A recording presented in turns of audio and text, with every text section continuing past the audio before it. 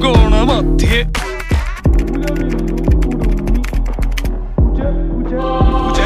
ചതുർഭുജ വടിവിൽ തെറ്റി.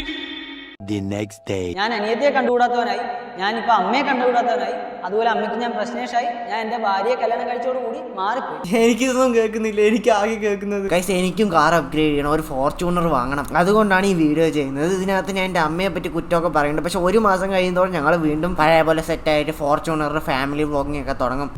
ഇവൻ പൈസയ്ക്ക് വേണ്ടിയിട്ട് തന്നെയാണ് ഇത് ചെയ്യുന്നത്. പക്ഷെ ഇവന്റെ വ്യൂസ് നോക്ക് ഗൈസ്, പാവം കരച്ചിൽ വരുന്നു എനിക്ക് കണ്ടിട്ട്. ഇവന് ഫോർച്യൂണർ പോയിട്ട് ഹോട്ട് വീൽസ് വാങ്ങേണ്ട പൈസ കൂടി ഇതിനകത്ത് കിട്ടില്ല.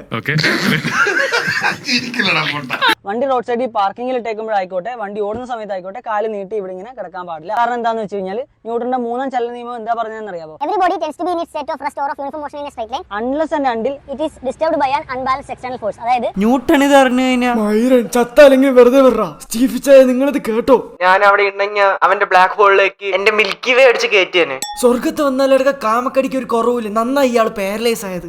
ഇതിന് ഫുൾ വീഡിയോ ആണെങ്കിൽ താഴെ ക്ലിക്ക് ചെയ്താൽ മതി. Okay bye.